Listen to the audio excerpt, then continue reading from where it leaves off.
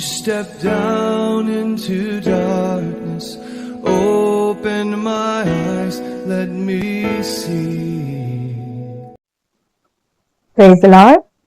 இந்த நாளையும் உங்க ஒவ்வொருவரையும் சந்திப்பதில் நான் மிகுந்த மகிழ்ச்சி அடைகிறேன். ஆண்டவராகிய இயேசு கிறிஸ்துவின் நாமத்தினாலே உங்களை வாழ்த்தி வரவேற்கிறேன். உங்களுக்கு கிருபையும் சமாதானமும் உண்டாவதாக. எல்லோரும் சுகமாய் இருக்கிறீர்கள் என்று நான் கிறிஸ்துவுக்குள் விசுவாசிக்கிறேன். முதலாவது இன்றைக்கு நம்ம எதை குறித்து பார்க்க போகிறோம் என்று சொன்னால் ஜெபம்.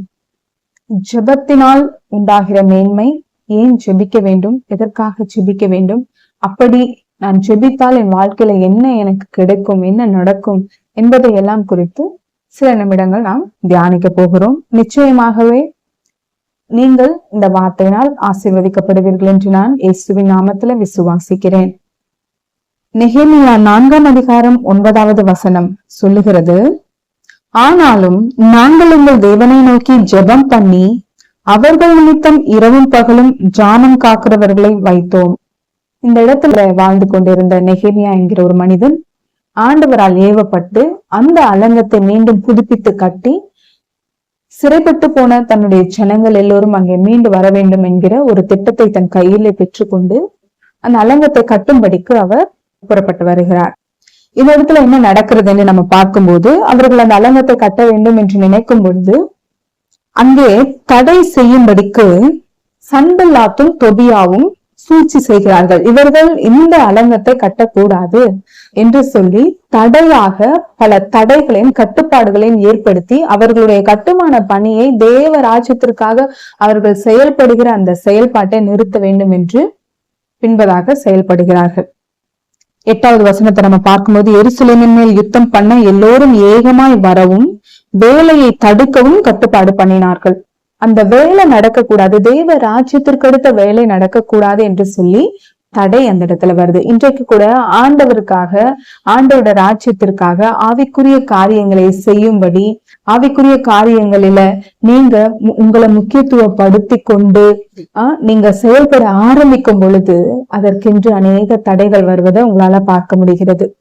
அந்த தடை வந்த உடனே நம்ம என்ன நினைச்சோம்னா, சரி இது வேண்டாம், இது ஆண்டருக்கு பிரியம் இல்லை போல, நம்ம இதை செய்யலாம்னு நினைக்கிறோம், ஆண்டோட ஆலயத்துக்கு இப்படி கொடுக்கலாம்னு நினைக்கிறோம், ஆண்டோட ஆலயத்துக்கு சரியான நேரத்துக்கு போகலாம்னு நினைக்கிறோம், ஆலயத்துல ஏதாவது ஒரு ஊழியத்துல செயல்படலாம் நம்ம நினைக்கிறோம். ஆனா நம்மளால என்ன பண்ண முடியல, அதை செய்ய முடியல. அப்போ நம்ம விட்டுடலாம் அப்படி சொல்லி நம்ம நிறுத்தாம இவங்க என்ன பண்றாங்க, இந்த நெருக்கமான சூழ்நிலைகள்ல நம்ம இன்னும் மேலெல்லாம் வாசிக்கும் போது அவங்களுக்கு எரிச்சலும் கோபமும் உண்டாகுது. இந்த நெகேமியாவுடைய காரியங்கள் மேல, அந்த அலங்கத்தை கட்ட வேண்டும் என்று அவன் எழும்பி அந்த ஒரு வைராக்கியத்தோடு செயல்படுகிற செயல்பாட்டை பார்த்து அவர்களுக்கெல்லாம் எரிச்சல் வருகிறது. இன்றைக்கு கூட நம்ம ஆண்டருக்காக செயல்படணும்னு எழும்பும் போது நம்ம மேல எரிச்சலும் பொறாமையும் கொண்டு எழும்புகிறவர்கள் ஒரு பக்கம் இருக்கதான் செய்வாங்க. ஆனா நாம அவங்களை எல்லாம் ஹைலைட் பண்ணி பெருசா பார்த்து அதுக்கு முக்கியத்துவம் கொடுத்து தேவ திட்டத்தை நிறைவேற்றாம நம்ம போகக்கூடாது. இங்க நெகேமியா இதற்காக தேவனை நோக்கி ஜெபம் பண்ணுகிறார் என்று நம்ம வேதத்துல வாசிக்கிறோம். இன்னைக்கு உங்க வாழ்க்கையில எதற்கு தடை வந்தாலும் அந்த தடையை நீக்கி போடுகிற தேவனை நோக்கி நீங்க ஜெபிங்க. அப்படி நீங்க ஜெபிக்கும் போது உங்க வாழ்க்கையில வருகிற எல்லா தடைகளும் மாறும். எடுத்துக்காட்டுக்கு நான் சொல்றேன், நீங்க ஜெபிக்கணும் டெய்லியும் அப்படின்னு நீங்க ஒரு திட்டம் போட்டு டெய்லியும் பைபிள் படிக்கணும்னு நீங்க ஒரு பிளான் எழுதி வச்சிருப்பீங்க. ஒரு புது மாசம் பிறக்கும், இல்லைன்னா ஒரு புதிய வருஷம் பிறக்கும், அப்போ நான் இந்த மாசத்துல இருந்து நான் தொடர்ந்து பைபிள் படிப்பேன், நீங்க ஒரு பிளான் போட்டிருக்கலாம். ஆனா அதை செய்ய முடியாதபடிக்கு நிறைய தடைகள் வரும். நம்ம என்ன பண்ணக்கூடாதுன்னா நிறுத்திடக்கூடாது. அதற்காகவும் நம்ம பிரயாசப்பட்டு ஜெபிக்கணும். ஒரு சேயிங் இருக்கு, என்னன்னா when it's hard to pray, pray hard அப்படின்னு. அதாவது ஜெபிக்கிறதுக்கு ரொம்ப கஷ்டமா இருக்கும்போது கஷ்டப்பட்டு ஜெபி அப்படின்னு சொல்லிட்டு, when it is hard to pray, pray hard அப்படின்னு ஒரு கூற்று ஒண்ணு, சேயிங் ஒண்ணு இருக்கு. இன்றைக்கு நம்ம வாழ்க்கையில நம்ம தடைகளை பார்த்து நம்மளுடைய தரிசனத்தை, திட்டத்தை, கர்த்தர் நமக்காக வச்சிருக்கிற பிளான் அப்படியே ஸ்டாப் பண்ணிடாதபடிக்கு இவங்க எவ்வளவு தடைகளை மேற்கொண்டு ஜெபித்து அந்த அலங்கத்தை கட்டி முடிக்கிறாங்க. அதற்கு சில காலங்கள் எடுக்கிறது. ஆனா அவங்க ஓய்ந்து போகல, சோர்ந்து போகல, தடைகளை பார்த்து பின்னிட்டு போகல, தைரியமா ஜெபத்தை முன்னிட்டு ஜெபத்தை வச்சு அவங்க ஜெயித்தாங்க. இன்னைக்கு உங்க வாழ்க்கையில ஏதோ ஒண்ணு உங்களை தடை பண்ணிட்டு இருக்கு, நீங்க சந்தோஷமா இருக்க முடியாதபடிக்கு தடை இருக்கு, நீங்க தொழில் செய்ய முடியாதபடிக்கு தடை இருக்கு, உங்க குடும்பத்துல ஏதோ உங்க பிள்ளைங்க நல் வாழ்க்கைக்கு விரோதமா தடை இருக்கா, ப்ரே பண்ணுங்க. ஜெபம் பண்ணுங்க. ஜெபம் என்பது என்ன? உங்களுடைய காரியங்களை தேவனுக்கு நீங்க தெரியப்படுத்துறது. You just share what is your problem. உங்களுக்குள்ள இருக்கிற கஷ்டத்தை நீங்களே போட்டு குழப்பி மனுஷங்க கிட்ட சொல்யூஷன் தேடி அவங்க வாழ்க்கையில நடந்ததை சொல்லி அதையே நீங்க ட்ரை பண்ணி ஆனா உங்களுக்கு அது சக்சஸ் ஆகாம ஃபெயிலியர் ஆகி ஒரு கஷ்டத்துக்கு 4 கஷ்டத்தை வர வச்சு நம்ம கஷ்டப்படணுன்ற அவசியமே இல்லை. நம்மளை படைச்ச தேவன் நம்மளோடு கூட இருக்கிறார். இம்மீடியட்டா அவர் நமக்கு ஹெல்ப் பண்றதுக்கு சங்கீதம் 46:1 சொல்லுது, தேவன் நமக்கு அடைக்கலமும் பலனும் ஆபத்து காலத்தில் அனுகூலமான துணையானவர். ஆங்கிலத்துல சொல்லப்பட்டிருக்கு எவர் பிரசன்ட் இன் ட்ரபிள் டைம். அதாவது இந்த கஷ்டமான சூழ்நிலையில அவர் ரொம்ப பிரசன்டா பக்கத்துல இருக்காரு, உங்க கூட இருக்காரு, ஒரு ஆப்சென்ட் ஆக மாட்டாரு அப்படின்னு சொல்லி. இன்னைக்கு உங்க தேவன் உங்க கூட இருப்பதனால விசுவாசத்தோட நீங்க ஜெபியுங்க. தடைகளின் மத்தியில ஜெபியுங்க.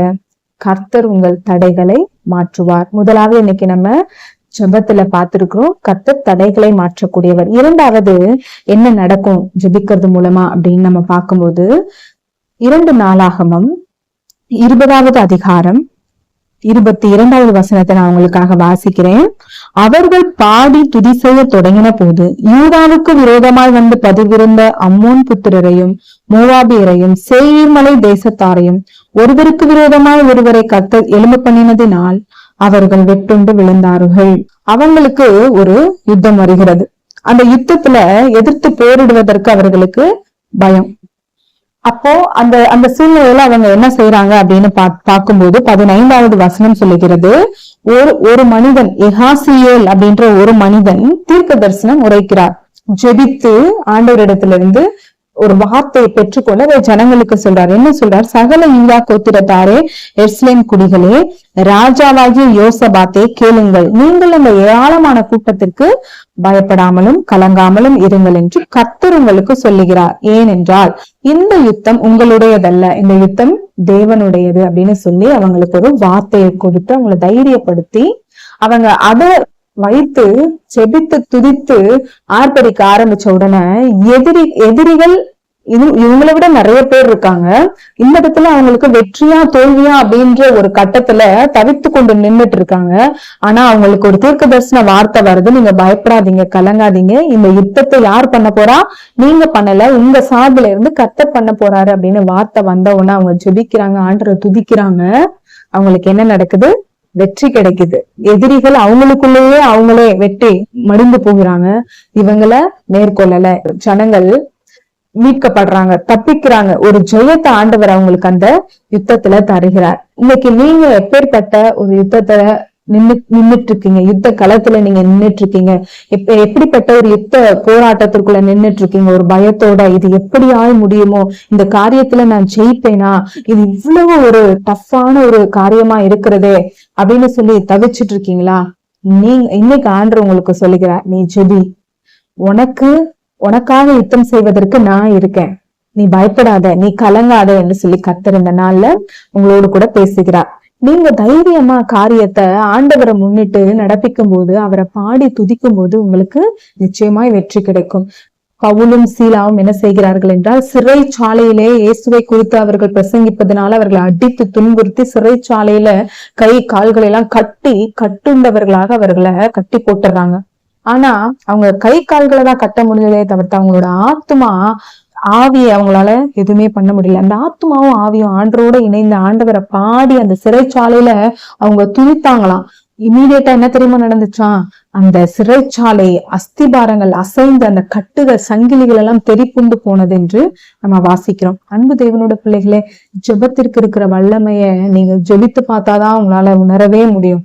சும்மா நான் ஜெபிக்கணும் என்று சொல்லி கொண்டிருப்பதனால ஒரு காரியத்துல மாற்றம் வராது. ஜெபத்தை செய்தால்தான் அதனால வருகிற மாற்றம் நம்ம வாழ்க்கையில தெரிய ஆரம்பிக்கும். ஐயோ இப்படி ஆயிடுச்சு, என்னை தூக்கி இப்படி போட்டாங்களே, என்னை தூக்கி சிறைச்சாலையில போட்டாங்களே, நான் என்ன பண்ணுவேன் என்று சொல்லி அவங்க தவிக்கல, கலங்கல. அவங்க அந்த இடத்துல ஜெபித்தாங்க, ஆண்டவரை துதித்து பாடினார்கள். சங்கிலிகள் கட்டுகள் எல்லாம் அருந்து போனது, அவர்களுக்கு வெற்றி கிடைத்தது. இன்றைக்கு உங்க வாழ்க்கையில கூட ஏதோ ஒரு சங்கிலினால கட்டப்பட்டது போல உங்க வாழ்க்கையில இருக்கிறீங்க அப்படின்னா, இன்னைக்கு நீங்க கர்த்தரை பாடி துதிச்சு ஜெபிங்க. அவருடைய சமூகத்துல உங்களோட பாரங்களை எல்லாம் ஊற்றி பாருங்க. அது எப்படி இரண்டாய் தெரிப்புண்டு உங்க கண் முன்பதாக இருந்தது விலகி ஓடுகிறது என்பதை உங்களால பார்க்க முடியும். இந்த யுத்தத்துல இந்த ஜனங்களுக்கு கர்த்தர் வெற்றியை தந்தார். அவர்களுடைய இடுக்கத்துல ஆண்டவர் அவர்களுக்கு விடுதலையை தந்தார். அந்த தேவன் இன்றைக்கும் உங்களுக்கும் விடுதலையும் வெற்றியையும் கொடுக்க அவர் போதுமானவராய் இருக்கிறார். ஹல்லேலூயா. இரண்டாவது வெற்றியை தருகிறது ஜெபம். முதலாவது தடையை உடைக்கிறது என்று நம்ம பார்த்தோம். மூன்றாவதாக நம்ம ஜெபிக்கும் போது என்ன நடக்கிறது என்றால் 2 நாளாகமம் 7ஆம் அதிகாரம் 1வது வசனத்தை நான் உங்களுக்காக வாசிக்கிறேன். சாலமோன் ஜெபம் பண்ணி முடிக்கிற போது அக்கினி வானத்திலிருந்து இறங்கி சர்வாங்க தகன பலியையும் மற்ற பலிகளையும் பட்சித்தது. கர்த்தருடைய மகிமை ஆலயத்தை நிரப்பிற்று. நம்ம ஜெபிக்கும் போது என்ன நடக்கிறது அப்படின்னு பார்க்கும்போது வானத்திலிருந்து நமக்கு ஒரு மகிமை, ஒரு பதில், அக்கினி இறங்கினது என்று சொல்லும் பொழுது அவருடைய ஆன்சரை நமக்கு கொடுக்கிறாரு. நாம ஜெபிக்கும் போது நமக்கு விடை, பதில் ஆண்டவர் கொடுக்கக்கூடியவரா இருக்கிறாரு. அவருக்கு ஒரு பேர் இருக்கு, ஜெபத்தை கேட்கிறவரே என்று சொல்லி. ஹல்லேலூயா. இயேசு கிறிஸ்து நீங்க ஜெபிக்கிற ஜெபத்தை கேட்கிறார் என்பதை நீங்க முதலாவது நம்ப வேண்டும். இதை நம்பாம நம்மளால ஜெபிக்க முடியாது. இப்ப நம்ம ஒருத்தவங்க கிட்ட பேசுறோம்னா அவங்க நம்ம கிட்ட திருப்பி பேசுவாங்கன்னு தெரிஞ்சாதான் நம்ம அவங்க கிட்ட போயிட்டு பேசுவோம். இல்லைன்னா அவங்க நம்ம கிட்ட பேச மாட்டாங்கன்னா நம்ம அவங்க கிட்ட பேச மாட்டோம். அப்போ ஒன்றை நல்லா நீங்க புரிஞ்சு கொள்ளுங்க. நீங்க ஜெபிக்கும் பொழுது உங்கள் ஜெபத்தை இயேசு கேட்கிறார், உங்களுக்கு பதில் கொடுக்கிறார் என்பதை நீங்க ஆழமா நீங்க அறிந்து நம்ப வேண்டும். என் கூட ஆண்டவர் பேசுவார், என்னோட ஜெபத்தை கேட்பார், என் கூட திருப்பி அவர் எனக்கு பதில் கொடுப்பார் என்கிற ஒரு விசுவாசம் உங்களுக்கு ஆழமா இருக்கும்போது நீங்க ஜெபிக்கிறப்போ உங்களுக்கு பதில் இம்மீடியட்டா உண்டாகும். உங்க காரியங்களை கர்த்தர் உங்களுக்கு ஜெயமாய் மாற்றி தருவார். சாலமோன் இங்க பலி செலுத்தினாரு, பலி செலுத்தி ஜெபித்தாரு. அப்போ அக்கினி அந்த பலியை என்ன செய்தது? ஏற்றுக்கொண்டது. இன்றைக்கு நீங்க உங்க துதி பலியை, உங்க ஸ்தோத்திர பலியை, உங்க நன்றி பலியை கர்த்தருக்கு செலுத்தி நீங்க ஜெபிக்கும் போது ஆண்டவர் அதையும் அங்கீகரித்துக் கொள்ளுவார். உங்க வாழ்க்கையை மகிமையினால நிரப்புவார். சாலமோனை பத்தி நம்ம பார்க்கும்போது அவரை போல ஒரு மகிமை நிறைந்த, ஒரு கனம் நிறைந்த, ஐஸ்வர்யம் நிறைந்த, ஒரு ஞானம் நிறைந்த ஒரு ராஜா இந்த பூமியில அவருக்கு முன்னாடியும் வாழல, அவருக்கு பின்னாடியும் வாழல அப்படின்னு சொல்லப்பட்டிருக்கு. சாலமோன் இந்த உலகத்துல ஆண்டவரால ஞானத்தினால ஆஸ்வதிக்கப்பட்ட ஒரு மனுஷன். அவருடைய ஞானம் அளவிட முடியாதது. ஏனென்றால் அந்த ஞானத்தின் ஆவியை கொடுத்தவர் நம்ம ஆண்டவர். ஹல்லேலூயா. ஜெபம் ஒரு மனிதனை எந்த அளவிற்கு உயர்த்தும் என்பதை சாலமோனோட வாழ்க்கையில நம்மளால பார்க்க முடியும். அவர் ஆளுகை செய்யும் பொழுது ஒரு யுத்தம் கூட அவரோட வாழ்க்கையில வரலையா. அவருடைய ஆட்சி முழுவதும் அவருக்கு இளைப்பாறுதலை கர்த்தர் கொடுத்திருந்தார் என்று நம்மளால வாசிக்க முடியுது. அவர் அவ்வளவு ஒரு செல்வ சீமானாய் வாழ்ந்தார். அவருடைய ஞானத்தை கேட்பதற்கும் அவருடைய ராஜ்யத்தின் மகிமையை பார்ப்பதற்கும் சுற்றி இருக்கிற தேசத்து ராஜஸ்திரிகள், ராஜாக்கள் எல்லாரும் ஏராளமான பொன் வெள்ளிகளை கொண்டு வந்து கொடுத்து அவருடைய ஞானத்தை பார்த்துட்டு கேட்டுட்டு போனாங்களாம். அவங்களால அதை கிரகித்து கொள்ளவே முடியவில்லையா. இப்படி அவருடைய வாழ்க்கை மகிமையினால நிரம்பியிருந்தது. மகிமை என்று சொன்னால் ஆண்டவருடைய கம்ப்ளீட் பிளெஸிங், அவருடைய கம்ப்ளீட் பிளெஸிங். அந்த மகிமை நம்ம வாழ்க்கையில மூடி இருக்கும்போது நமக்கு எந்த குறையும் இருக்காது. அததான் இந்த இடத்துல நம்ம பார்க்கிறோம். எந்த ஒரு குறையுமே இருக்காது. ஒரு இடத்துல கூட இது இப்படி இருக்கேன்னு சொல்லவே முடியாத அளவிற்கு கர்த்தர் ஃபுல்னஸா நம்மளோட வாழ்க்கையை ஒரு பரிபூரணமாய் நம்ம வாழ்க்கையை வைப்பார். ஜெபிக்கும் போது உங்க வாழ்க்கை கூட பரிபூர்ணமா மாறும். சுகம் இல்லாம தவிக்கிறீங்களா? பொருளாதாரம் இல்லாம அதுல குறைவா இருக்கா உங்க வாழ்க்கை? இல்லைன்னா உங்களுடைய எதிர்காலத்தை குறித்து ஒரு பயம், கலக்கம் இதெல்லாம் நிறைஞ்சு ஒரு நிம்மதி இல்லாம வாழ்றீங்களா? இல்லைன்னா பாவ சோதனைகளினால அகப்பட்டு கொண்டு அதுல பிடிப்பட்டு வாழ்ந்து கொண்டிருக்கிறீங்களா? இல்லைன்னா உங்க குடும்பத்துல ஒரு சமாதானமும் நிம்மதியும் இல்லாம உங்க வாழ்க்கை போயிட்டு இருக்கா? எது இருந்தாலும் சரி, எங்கெல்லாம் நீங்க இந்த இடம் இவ்வளவு குறைவா இருக்கேன்னு நீங்க நினைக்கிற எந்த காரியமா இருந்தாலும் சரி, நீங்க ஜெபிங்க, தேவ மகிமை அதை நிரப்பும். ஹல்லேலூயா. ஜெபம் அற்புதமான காரியங்களை உங்க வாழ்க்கையை செய்யும். அடுத்ததாக அப்போஸ்தலர் 22ஆம் அதிகாரம் 17வது வசனத்தை நான் உங்களுக்காக வாசிக்கிறேன். பின்பு நான் எருசலேமுக்கு திரும்பி வந்து தேவாலயத்திலே ஜெபம் பண்ணி கொண்டிருக்கையில் ஞான திருஷ்டி அடைந்து அவரை தரிசித்தேன். இந்த வார்த்தையை சொல்றது யாரு அப்படின்னு நம்ம பார்க்கும்போது அப்போஸ்தலனாகிய பவுல். அவர் சொல்றாரு, நான் ஜெபிக்கும் போது நான் ஞான திருஷ்டி அடைந்து ஆண்டவரை தரிசித்தேன் என்று சொல்லி. ஹல்லேலூயா. நம்ம ஜெபிக்கும் பொழுது கர்த்தர் நமக்கு தரிசனங்களை, வெளிப்பாடுகளை நமக்கு கொடுப்பார். இனி நடக்க போகிற காரியங்களை நமக்கு அறிவிப்பார். தீர்க்க தரிசன வார்த்தைகளை நம்ம வாயில வைப்பார். நம்மளுடைய வாழ்க்கையில நமக்குன்னு என்ன திட்டம் ஆண்டர் வச்சிருக்காரோ அந்த திட்டத்தை பத்தி தெரிஞ்சுக்கணும் அப்படின்னு நம்ம நினைச்சோம்னா ஒரே ஒரு வழிதான் இருக்கு. ஜெபித்து வேதத்தை வாசிக்கும் பொழுது கர்த்தர் நமக்கே வெளிப்படுத்துவார். வேற யார் மூலமாகவும் நம்முடைய வாழ்க்கையின் திட்டத்தை கர்த்தர் ரிவீல் பண்ண மாட்டார். அது நமக்கானது. நாம் ஜெபித்து நாம் தெரிந்து கொள்ள வேண்டிய ஒன்று. அப்போ நம்ம ஜெபிக்கும் போது எதிர்கால திட்டங்களை கர்த்தர் நமக்கு பிரத்யட்சமாய் சொல்லுவார். இங்க பவுல் இடத்துல சொல்றாரு, அதற்கு அவர், நீ போ, உன்னை தூரமாய் புறஜாதிகள் இடத்திலே அனுப்புவேன் என்று சொன்னார் என்றார். அதாவது பவுலுக்கு இருந்த அழைப்பு என்ன அப்படின்னா, புற ஜாதிகள் மத்தியில, தேவனை அறியாத ஜனங்களுக்கு மத்தியில போய் ஊழியம் செய்து அவர்களை தேவனை குறித்த அறிவுக்குள்ள கொண்டு வர வேண்டியதுதான் அவருக்கு ஆண்டவர் வைத்திருந்த திட்டம். அதை பவுலுக்கு ஆண்டவர் அழகாக சொன்னார். ஹல்லேலூயா.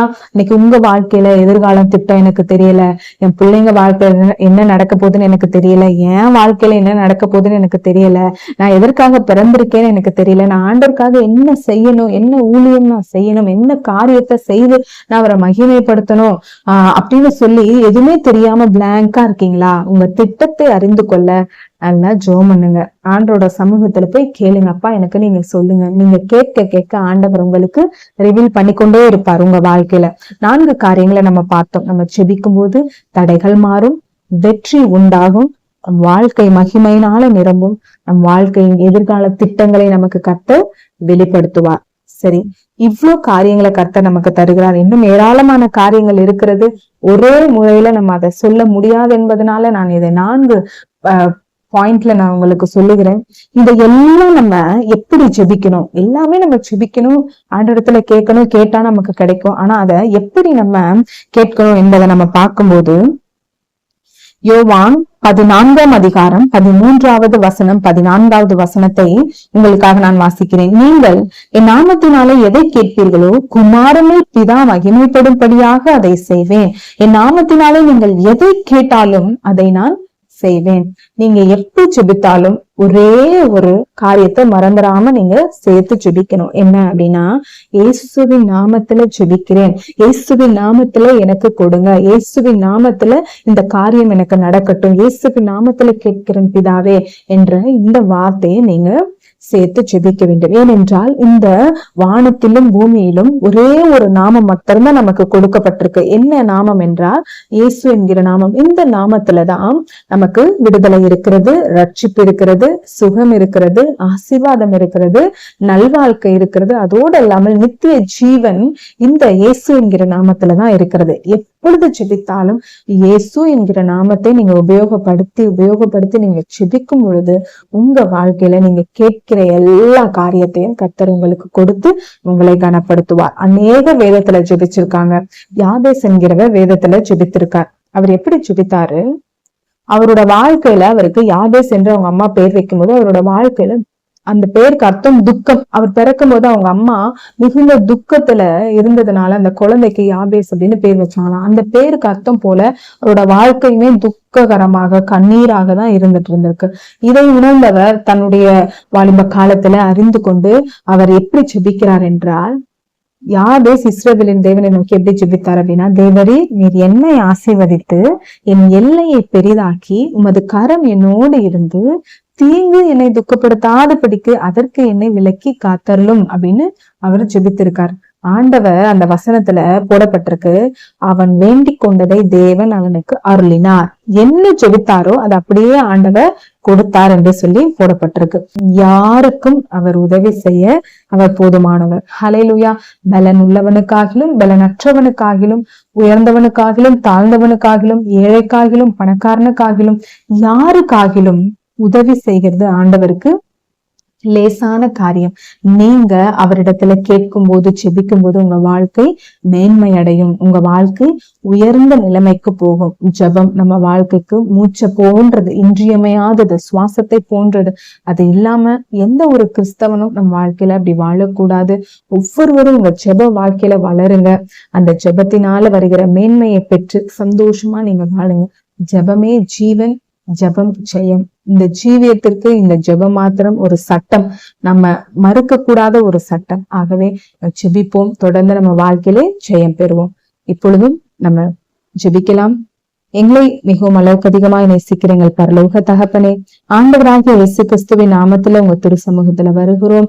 இதோ அன்பான ஆண்டவரே அப்பா, ஒவ்வொரு பிள்ளைகளும் இந்த ஆண்டவரே அப்பா காணொலியை பார்த்து கொண்டிருக்க ஒவ்வொரு பிள்ளைகளுக்காக நான் ஜெபிக்கிறேன். ஆண்டவரே அப்பா இயேசுவே, உம்மை நேசித்து உம்மை நம்பி உம்மிடத்துல விசுவாசம் வைத்து இவர்கள் ஜெபிக்கிற ஒவ்வொரு ஜெபங்களுக்கும் என் பரலோக தேவன் ஆம் என்றும் ஆமேன் என்றும் பதில் கொடுத்து ஆண்டவரே பிள்ளைகளை கனப்படுத்துவீராக ராஜா. ஒரு ஜெபத்தையும் கீழே விடாமல் ஆண்டவரே ஒவ்வொரு ஜெபத்திற்கும் பதில் கொடுப்பீராக ராஜா. ஆண்டவரே அப்பா ஸ்தோத்திரிக்கிறோம். இவர்களுடைய தடைகளை மாற்றுங்க ஆண்டவரே, எல்லா தோல்விகளையும் ஜெயமாய் மாற்றுங்க. இவருடைய வாழ்க்கையில இருக்கிற குறைவுகளை எல்லாம் உடைய மகிமையின் ஐஸ்வர்யத்தினாலே நிறைவாய் மாற்றுங்க ஆண்டவரே. நாள்ல கூட ஆண்டவரே அப்பா, அநேகர் ஒரு வித வேதனையோடு, ஒருவித கலக்கத்தோடு, ஒருவித பயத்தோடு, நெருக்கத்தோடு வாழ்ந்து கொண்டு இருப்பார்கள் என்றால் அவர்களுக்காக ஜெபிக்கிறேன். எல்லா குழப்பங்களும் நீங்கி, எல்லா ஆண்டவரே அப்பா கவலைகளும் நீங்கி ஒரு தெய்வீக சமாதான சந்தோஷத்தினால் நம்முடைய பிள்ளைகளை நிரப்ப வேண்டுமாய் ஜெபிக்கிறேன். கர்த்தருடைய நாமம் மாத்திரம் மகிமைப்படுவதாக இயேசுவின் விலையேற பெற்ற நாமத்தில் ஜெபிக்கிறேன் ஜீவனுள்ள நல்ல பிதாவே, ஆமென். கர்த்தர் உங்களை ஆசீர்வதிப்பார். தொடர்ந்து ஜெபியுங்க, ஜெயமாய் வாழுங்க. God bless you. Light of the world, you stepped down into darkness. Oh.